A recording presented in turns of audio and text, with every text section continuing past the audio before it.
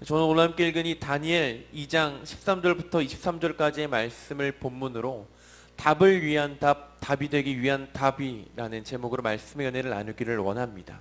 조금 제목이 좀 길지만요, 그렇습니다. 답을 얻기 위한 답, 그리고 답이 되기 위한 답입니다.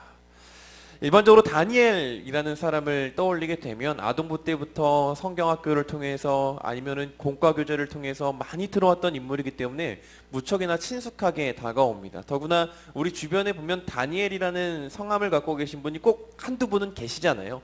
정말 우리는 많은 다니엘 틈에서 살아가기 때문에 이 시대에 아직까지 지혜의 등불이 꺼지지 않은 줄 믿습니다.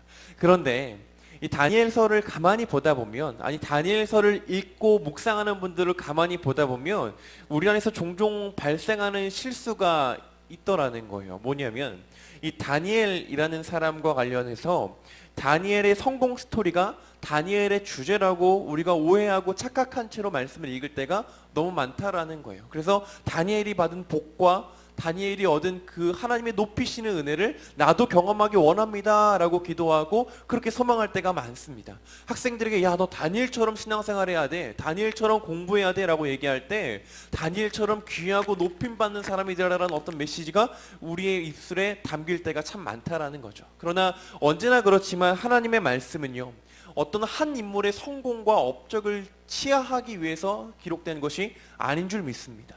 하나님의 말씀은 언제나 하나님의 위엄과 하나님의 영광, 하나님의 자비와 은혜를 나타내고 하나님을 높이고 찬송하고 예배하고 경배하기에 합당한 말씀으로서 우리에게 주어진 줄을 믿으시기를 바랍니다. 그래서 오늘 다니엘서의 말씀을 볼 때도요, 이 말씀 속에서 우리가 정말로 알아야 될 것은 어떻게 해야 다니엘처럼 성공할 수 있는가, 어떻게 해야 다니엘처럼 내가 좀 문제없이 잘 살 수 있는가, 이런 걸 고민하는 것이 아니라 하나님이 어떻게 다니엘을 통하여 영광 받으셨으며 다니엘은 또한 어떻게 그 삶으로 하나님께 영광을 돌렸는가, 이것을 점검하고 꼼꼼하게 살펴보면서 나아가야 할 필요가 있습니다.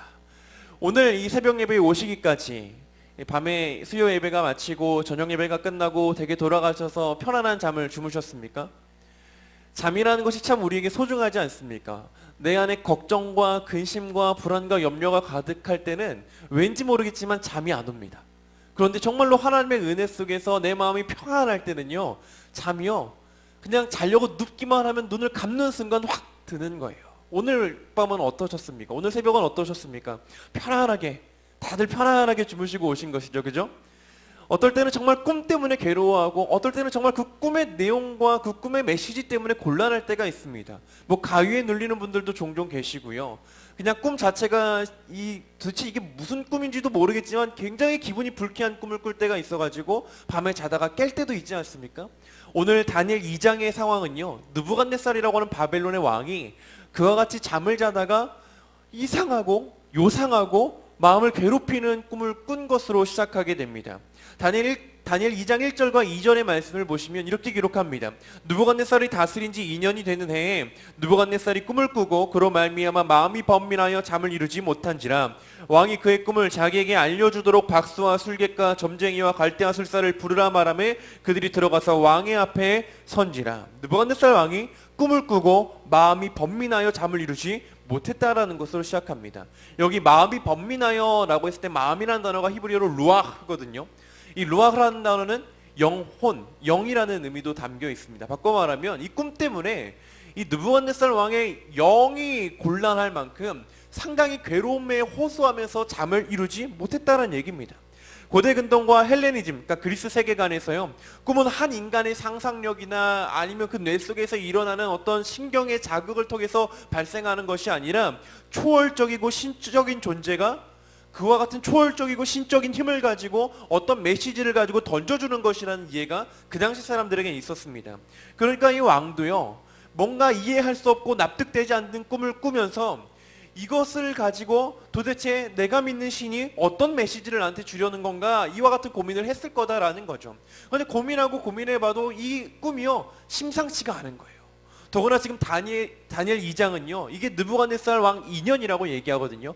정권 초기입니다. 정권 초기에 자신의 어떤 권력과 자신의 그 권력 기반이 공고하지 못한 상태에서 뭔가 위험한 신호가 꿈을 통해서 다가왔다라고 아마도 느부갓네살은 느꼈던 모양입니다. 그래서 당장에 그날 아침에 당장에 누구를 소환하느냐? 그 바벨론에 있는 이 꿈 해석 전문가들을 소환하게 됩니다. 소위 박수와 술객과 점쟁이와 갈대와 술사라고 하는데요.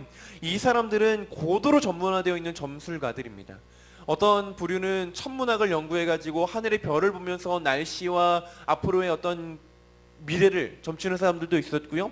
어떤 사람들은 학문적으로 연구해가지고 점치는 사람도 있었습니다. 이 전문가들을 소환해서 하고자 했던 게 뭡니까?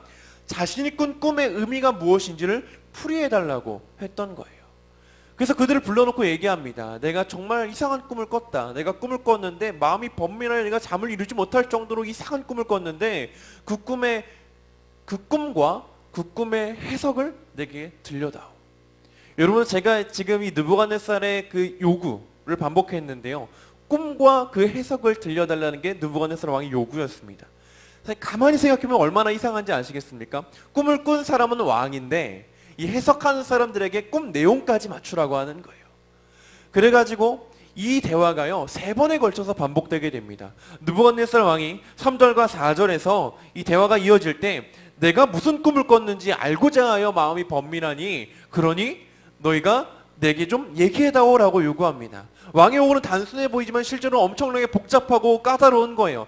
내가 꿈을 꿨는데 그 꿈이 뭔지 알고 싶어 라는데 이 알다라는 히브리 단어가요 의미를 알다, 이해하다로도 해석될 수가 있습니다. 실제로 점술가들은 왕의 말을 꿈의 의미와 뜻을 내가 알고 싶다라는 것으로 받아들였던 거예요. 왜냐하면 그 당시 메소포타미아라고 하는 지역에서는요 꿈을 꾼 사람 혹은 악몽을 꾼 사람이 그 꿈의 내용을 말하는 것이 이 꿈으로 인하여 발생할 수 있는 악영향을 차단하는 일종의 치료 과정의 일부였기 때문에 그렇습니다. 자신이 악몽을 꿨습니다. 그럼 꿈의 내용을 뭐 인형이냐 다른 물건에 대고 물체에 대고 열심히 쏟아내서 얘기해가지고 그 꿈의 악영향을 그 물체에다가 전이시킨다는 것도 그 당시 사람들 사고방식에 있었고, 또 다른 사고방식은 자신이 꾼 꿈을 해석자들에게 얘기를 해주면 그 해석자들이 듣고 그 어떤 그 꿈의 의미를 풀이해주는 과정 속에서 치료가 일어난다라고 그 당시 사람들은 생각했거든요. 그러니까 당연히 이 전문 점술가들도요, 이 해석자들도 왕이 꿈 내용을 말해주면 우리가 꿈의 해석을 들려드릴게요 라고 했던 거예요. 지극히 자연스러운 사고였습니다. 그런데 왕은요 원했던 게 그게 아니었다는 거예요. 5절과 6절에서 똑같은 이야기가 반복됩니다. 왕이 말합니다. 내가 명령을 내렸나니 너희가 만일 꿈과 그 해석을 내게 알게 하지 아니하면 너희 몸을 쪼개버리겠다. 꿈과 그 해석인 거예요. 꿈의 해석을 알려달라가 아니라 꿈과 그 해석을 알려달라고 얘기합니다. 그런데 지금 이게 수용이 될 수 있는 요구입니까? 해석자들 입장에서 말이 안 되는 요구인 거예요. 내가 꾼 꿈도 아닌데 어떻게 그 꿈의 내용을 맞추냐. 이게 지금 그들 안에 있었던 의문이지 않습니까? 이것을 가지고 학자들이 얘기하기를요, 요셉조차도 불가능한 얘기다. 이 요구는 요셉조차도, 꿈쟁이 요셉조차도 맞출 수 없고 해결할 수 없는 문제다라고 얘기할 정도로 느부갓네살 왕의 요구는요 말도 안 되는 요구였던 겁니다. 그런데 이 요구에는요 비밀이 담겨져 있습니다. 무엇이냐면 느부갓네살 왕이요 이 해석자들이 정말로 진실된 해석자들인가를 점검하고 싶었던 거예요. 자, 느부갓네살 왕은 꿈을 꿨으니까 꿈의 내용을 알고 있습니다. 그런데 해석자들은 꿈의 내용을 지금은 모르잖아요. 근데 느부갓네살 왕이 자신이 꿈 내용을 얘기를 해주면 해석자들이 풀이를 해주는 과정에서 정말로 진실되고 바르게 꿈의 해석을 해줄 수도 있지만 왜곡해서 그냥 앞으로 길한 일만 있을 겁니다 라고 얘기하면서 꿈을 왜곡해서 들려줄 수도 있는 거 아닙니까? 그렇기 때문에 이 해석자들의 진실성을 확인하고 시험하기 위한 목적으로 꿈의 내용까지도 말해보라고 요구했던 겁니다. 근데 이게 인간이 할 수 있나요? 없었죠. 당연히 해석자들이 말합니다. 이건 안 됩니다. 왕이시여, 이건 도저히 안 되는 일입니다. 우리가 너무 억울하지만 이건 도저히 안 되는 일이라고 말합니다. 그럼에도 불구하고 느부갓네살은 계속해서 요구합니다. 내가 너희들한테 투자한 돈이 얼만데, 내가 너희들을 키우려고 얼마나 노력했는데 이 바벨론의 점술가들과 지혜자들이라고 하는 너희조차 이 문제를 해결하지 못한다니 말도 안 된다. 너희가 지금 시간을 벌려 하고 시간을 끌려 하는구나. 너희가 이런 식으로 해서 나한테 피해를 입히려고 하는구나. 화가 난 느부갓네살 왕이 명령을 내립니다. 그 명령이 뭐였겠습니까? 다 죽여버리라는 거였죠. 그리고 죽여버리라는 그 명령 속에 포함된 인물들이 있었는데 그게 누구냐? 다니엘과 우리가 조금 더 익숙한 이름으로 사드락과 메삭과 아벳느고를 포함한 모든 바벨론의 지혜자들, 바벨론에서 교육을 받고 있는 모든 지혜자들까지 다 죽이라는 명령이 내려지게 됩니다. 이게 지금 우리가 읽었던 13절부터 23절까지 앞부분, 그 앞부분 1절부터 12절까지의 내용입니다. 자, 그러면 13절부터 23절까지의 내용을 좀 볼까요? 왕의 그와 같은 명령이 떨어진 뒤에 아리옥이라는 이 근위대 장관이 모든 지혜자들을 죽이는 일에 대한 책임을 지고 출동합니다. 그런데 이 출동하고 있는 아리옥과 다니엘이 만나게 되는 거예요. 다니엘이 아리옥이 막 급히 가는 것을 보면서 아리옥에게 다가서 묻습니다. 무슨 일입니까? 무슨 일이길래 지금 분위기가 이렇습니까? 아리옥을 통해서 다니엘이 이 사건의 전말을 다 듣게 됩니다. 왕이 이런 꿈을 꿨는데, 어떤 꿈을 꿨는데 그 꿈을 풀이해달라고 지금 해석자들에게 요구를 했고, 근데 이 지혜자들과 해석자들이 그걸 풀이를 못했더라. 그래서 왕이 열받으셔가지고 화가 너무 많이 나셔가지고 다 죽이라 그랬다. 다니엘아, 그리고 너도 포함이다. 아마 그렇게 얘기했겠죠. 다니엘이 이 문제로 인해서 걱정하고 근심했을까요? 다니엘이 이렇게 반응합니다. 왕이 어찌하여 그렇게 급하게 일을 처리하십니까? 왕에게 내가 나아가서 얘기하겠습니다. 그리고 나서 왕에게 나아갑니다. 느부갓네살 왕에게 나아가서 왕이시여, 저에게 조금만 시간을 주시면, 조금만 기한을 주시면 그 꿈의 의미를 내가 말씀드리겠습니다 라고 말합니다. 자, 그 다음부터가 이제 사건의 진행 속에서 우리 정말로 중요합니다. 다니엘이 시간을 주면 그 해석을 알려드리겠다고 말한 다음에 어떻게 했느냐라는 것이 이제 우리에게 중요한 거예요. 다니엘은요, 다니엘 1장을 보게 되면 이렇게 다니엘에 대해서 묘사합니다. 어떤 내용이냐면 이렇습니다. 다니엘 1장 4절 말씀인데요. 곧 흠이 없고 용모가 아름다우며 모든 지혜를 통찰하며 지식에 통달하며 학문에 익숙하여 왕궁에 설만한 소년을 데려오게 하였고 그들에게 갈대아 사람의 학문과 언어를 가르치게 하였다라고 기록합니다.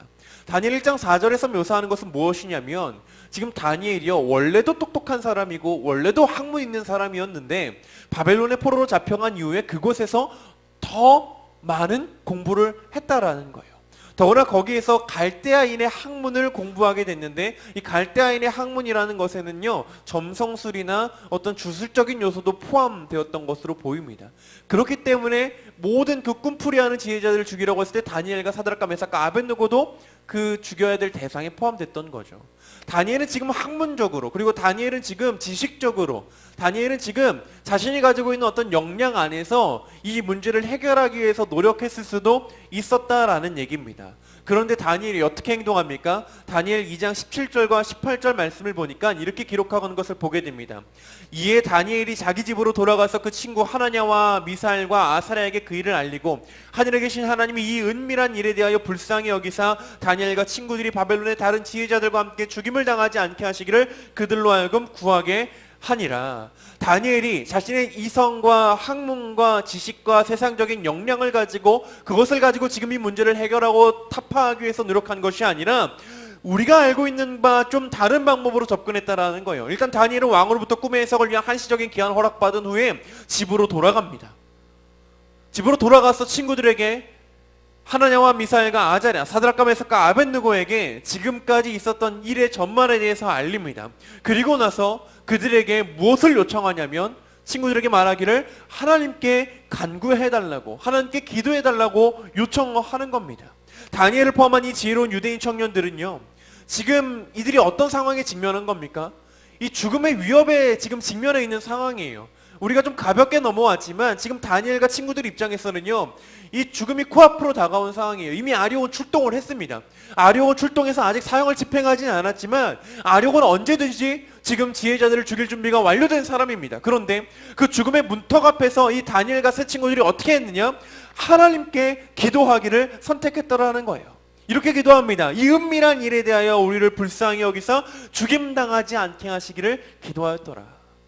하나님께서 우리를 불쌍히 여기시사 지금 이 문제를 이겨낼 수 있도록 도와달라고, 하나님 우리를 불쌍히 여겨주셔서, 나를 불쌍히 여겨주셔서 지금 우리가 직면해 있는 위협과 절망의 상황 속에서 우리를 꺼내달라고 기도했더라는 거예요. 이 위기의 상황 속에서 다니엘이 택한 방법이 무엇이었다고요? 바로 기도였다라는 겁니다. 이 다니엘이 선택한 방법은요, 바벨론의 지혜자들이 선택한 방법과 너무나도 다릅니다. 다니엘 2장 10절과 11절 말씀을 보면 갈대아인들, 그러니까 바벨론의 주술사들과 점술사들이 어떻게 왕의 요구에 반응했는지가 나타납니다. 이 마지막 최후의 반응이 이렇습니다. 갈대아인들이 왕 앞에 대답하여 이르되 세상에는 왕의 그 일을 보일 자가 한 사람도 없으므로 어떤 크고 권력 있는 왕이라도 이런 것으로 박수에게나 술객에게나 갈대아인에게 물은 자가 없었나이다. 왕께서 물으신 것은 어려운 일이라 육체와 함께 살지 아니하는 신들 외의 왕 앞에 그것을 보일 자가 없나이다 한지라. 왕 앞에서 하기에는 무례한 대답을 합니다. 왕이시여, 지금 왕이 요구하고 계신 것은요, 말도 안 되는 요구예요. 그 전에 있었던 어떤 왕보다 더 위대한 왕들도 우리에게 이런 요구한 적이 없습니다. 왕이 한 요구는요, 육체가 없는 신들만이 해결할 수 있는 문제입니다 라고 반응하더라는 거예요.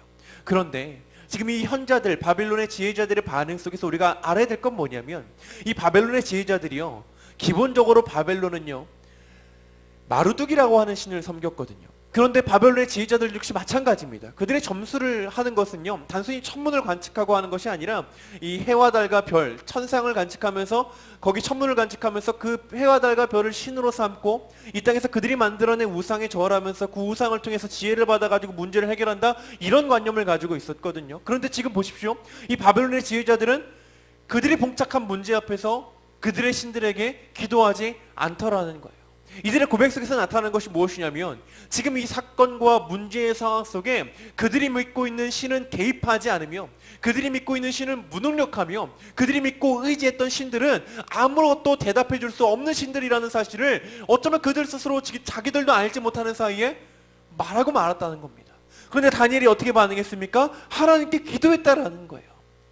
가지고 있는 지식과 이성과 재물과 역량을 가지고 문제를 해결하려 드는 것이 아니라 하나님 앞에 기도하는 것이 가장 1차적인 방법이었다라는 거죠.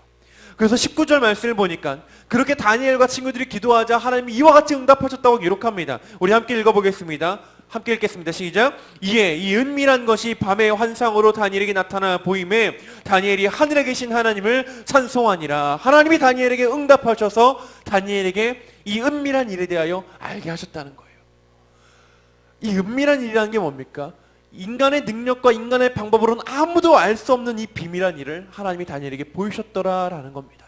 그러니까 다니엘이 이렇게 찬양합니다. 다니엘 2장 20절부터 23절까지의 말씀인데요, 우리 찬양 내가 다니엘이 된 것처럼 함께 좀 고백했으면 좋겠습니다. 우리 같이 20절부터 23절까지 함께 읽어보겠습니다. 시작. 다니엘이 말하여 이르되 영원부터 영원까지 하나님의 이름을 찬송할 것은 지혜와 능력이 그에게 있음이로다. 그는 때와 계절을 바꾸시며 왕들을 패하시고 왕들을 세우시며 지혜자에게 지혜를 주시고 총명한 자에게 지식을 주시는도다. 그는 깊고 은밀한 일을 나타내시고 어두운 데 있는 것을 아시며 또 빛이 그와 함께 있도다. 나의 조상들의 하나님이여 주께서 이제 내게 지혜와 능력을 주시고 우리가 주께 구한 것을 내게 알게 하셨사오니 내가 주께 감사하고 주를 찬양하나이다. 곧 주께서 왕의 그 일을 내게 보이셨나이다 하니라. 응답하신 하나님을 향한 감사의 고백, 감사의 찬양이 다니엘의 그 마음속에서 울려 퍼지고 있는 거예요. 다니엘이 하는 고백을 들어보십시오. 다니엘이 마지막 23절에서 말하기를 내게 지혜와 능력을 주셨다라고 고백합니다. 근데 이 지혜와 능력을 히브리어로 보면요, 그 지혜와 그 능력이라고 얘기해요. 이 그 지혜와 그 능력이 뭐가 그겠습니까? 하나님의 지혜와 하나님의 능력을 내게 더하여 주시사 이 문제를 알게 하시고 해결하게 하셨다라고 다니엘은 노래하고 있는 거예요.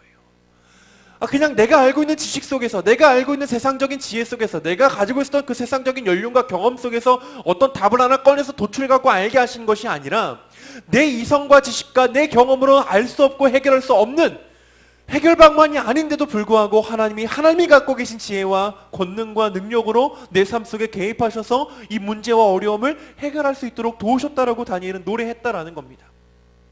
그리고 다니엘이 왜 하나님 앞에 기도할 수 있었겠습니까? 이 믿음이 있었기 때문에 기도할 수 있었던 거거든요.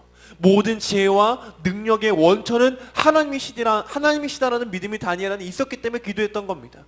여러분들, 우리가 여러 가지 시험과 환난 속에서 내 믿음을 점검하는 게 어떤 겁니까? 문제가 다가왔을 때 그 문제를 내 방법과 내 생각으로 해결하려고 막 달려드는 사람이 있다면 진짜 믿음 훌륭하신 분들, 믿음이 있으신 분들은 어떻게 반응합니까? 문제가 다가오면 바로 하나님 앞에 나아가서 엎드리잖아요. 다니엘이 그랬던 겁니다. 이 문제를 해결해 줄 수 있는 분은 하나님밖에 없다라는 믿음이 다니엘에 있었기 때문에 그와 같은 행동을 할 수 있었다라는 거죠.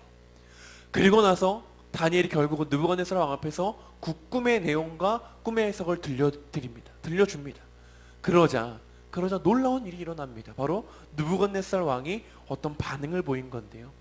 일반적으로 우리가 다니엘서를 읽으면서 주목하는 구절은 이 다니엘 2장의 가장 끝절인 48절과 49절입니다. 같이 읽어보겠습니다. 다니엘 2장 48절 49절입니다. 함께 읽겠습니다. 왕이 이에 다니엘을 높여 귀한 선물을 많이 주며 그를 세워 바벨론 온 지방을 다스리게 하며 또 바벨론 모든 지혜자의 어른을 삼았으며 왕이 또 다니엘의 요구대로 사드락과 메삭과 아벳느고를 세워 바벨론 지방의 일을 다스리게 하였고 다니엘은 왕궁에 있었더라. 이 말씀 보면서 우리 이와 같은 꿈을 꿉니다. 하나님, 내게도 지혜와 능력을 주시사 세상 가운데 높아지게 하여 주옵소서. 내게도 지혜와 능력을 주시사 나의 자녀들에게도 지혜와 능력을 주시사 세상 가운데 높아지고 귀히 쓰임받게 해주십시오. 이렇게 기도하는 구절이 이 구절 아닙니까? 그런데 사실 다니엘 2장 안에서 이 구절보다 훨씬 더 중요한 구절이 있다면 바로 앞에 있는 46절과 47절입니다. 우리 다니엘 2장 46, 47절을 함께 읽어보겠습니다. 시작. 이에 느부갓네살 왕이 엎드려 다니엘에게 절하고 명하여 예물과 향품을 그에게 주게 하니라. 왕이 대답하여 다니엘에게 이르되 너희 하나님은 참으로 모든 신들의 신이시요 모든 왕의 주제시로다. 내가 능히 이 은밀한 것을 나타내었으니 내 하나님은 또 은밀한 것을 나타내는 이시로다. 느부갓네살 왕, 이방의 왕이 지금 뭐하고 있는 겁니까? 하나님을 찬양하고 있는 거예요.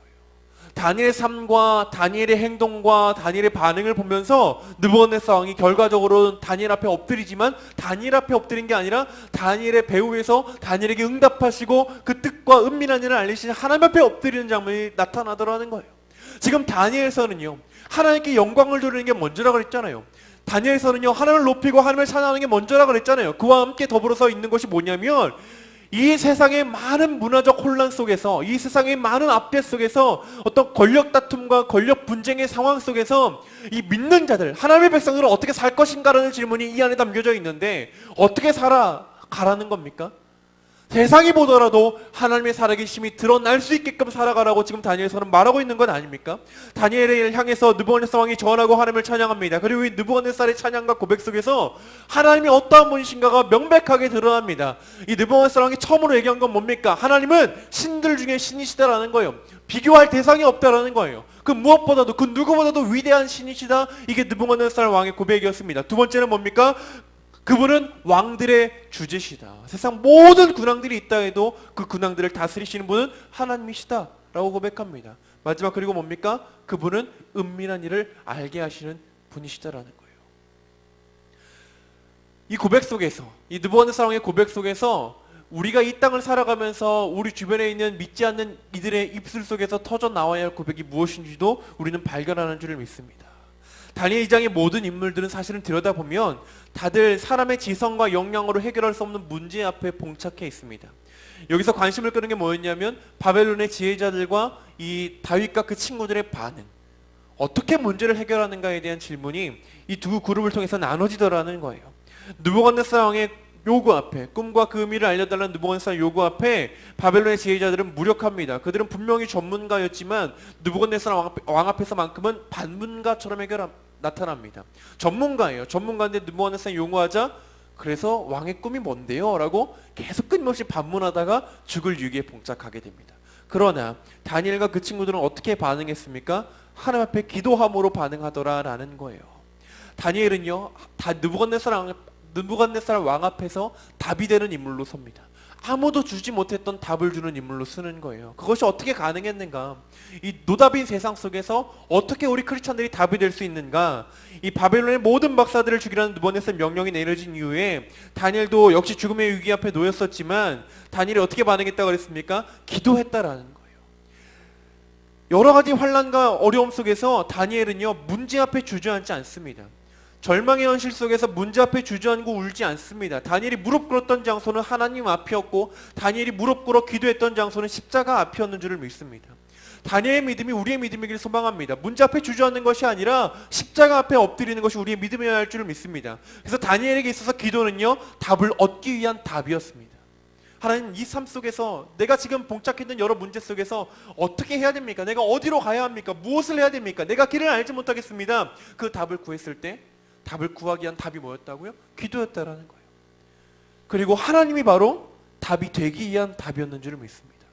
세상은 정말 아무것도 모릅니다. 이 문제가 있으면 이 문제에 아주 벌떼같이 달려들어가지고 뭐 되게 결론도 안 나는 문제를 가지고 막 씨름을 합니다. 그런데 우리는 답이 있어요. 어떤 답입니까? 바로 하나님이라는 답이 있는 거예요. 다니엘이 지금 해결할 수 없는 문제 앞에서 하나님만이 내게 답이 되십니다라는 믿음을 가지고 하나님 앞에 나아가서 기도했던 겁니다. 바벨론의 지혜자들은 머뭇거립니다. 세상에 많은 지식과 경험과 역량이 있음에도 불구하고 문제 앞에서 머뭇머뭇댑니다. 그러나 진짜 믿음 있는 다니엘은요, 머뭇대지 않습니다. 할 수 있는 것과 없는 것을 분명하게 구분하고 할 수 있는 것에 달려듭니다. 그게 뭐였습니까? 기도였다라는 거예요. 가장 어려운 듯하지만 가장 쉬운 방법이죠. 하나님 앞에 나아가 하나님만 의지하고 하나님을 붙드는 겁니다. 다니엘의 그래서 찬양과 느부갓네살 왕의 고백 속에서 무엇이 드러났습니까? 하나님이 모든 능력과 위엄과 지혜와 주권을 갖고 계시다라는 게 드러나는 거예요. 우리에겐 분명한 답이 있습니다. 예수님께서 말씀하시기를 너희가 무엇인지 내 이름으로 구하라고 말씀하지 않으셨습니까? 우리에게 기도를 요구하신 분은 이 성경에 나와 있는 어떤 인물이 아니고요, 하나님이셨고 예수님이셨습니다. 우리에게 기도하라고 말씀하셔요. 문제 앞에서 끙끙대며 앓고 있고 잠을 이루지 못해서 신음하지 말고 차라리 그 시간에 기도하라는 거예요.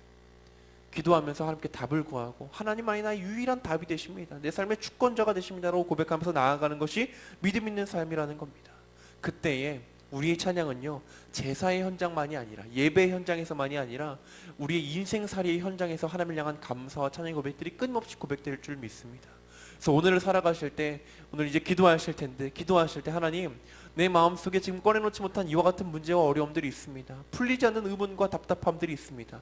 하나님이 나의 답이시오니 기도하며 나아갈 때 주여 내게 응답하시고 내가 나아가야 할 길을 보이시옵소서라고 기도하시고, 오늘 하루 살아가실 때 그래서 입술 속에서, 그 마음 속에서, 심령 속에서 하나님 향한 감사와 찬양의 고백이 끊이지 않는 하루를 살아내시는 우리 성도님들과 제가 되기를 소망합니다. 기도드리시겠습니다.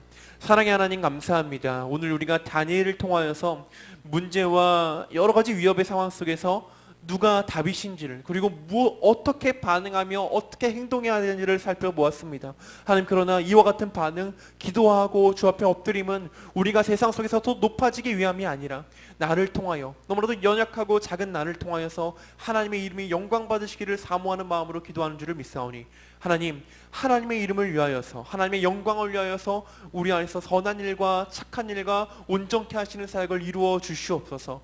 많은 문제와 근심과 염려 속에 이 새벽을 깨워 하나님 앞에 기도하며 나아가기 원합니다. 주여 응답하여 주시되 주의 영광을 위하여 일하시사 우리의 삶 속에서 하나님의 살아계심이 드러날 수 있도록 인도하여 주옵소서. 그래서 이 땅을 살아가는 오늘 하루를 살아갈 때 정말로 우리가 그리스도의 편지요 향기가 되게 하여 주시며 주의 복음을 전하는 살아있는 증인들이 될 수 있도록 축복하여 주시옵소서. 오늘도 우리와 함께 하시며 성령으로 함께 하여 주시며 인도하실 줄을 믿사오며 감사드리며 예수님의 이름으로 기도드립니다.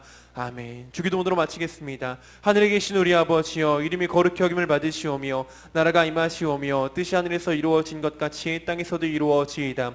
오늘 우리에게 일용할 양식을 주시옵고 우리가 우리에게 죄 지은 자를 사하여 준 것 같이 우리의 죄를 사하여 주시옵고 우리를 시험에 들게 하지 마시옵고 다만 악에서 구하시옵소서. 나라와 권세와 영광이 아버지께 영원히 있사옵나이다. 아멘. 오늘 시간 기도하실 때 하나님, 주님이 나의 답이시고 하나님이 나의 답이시오니 십자가 앞에 엎드려 기도하게 하여 주시옵소서.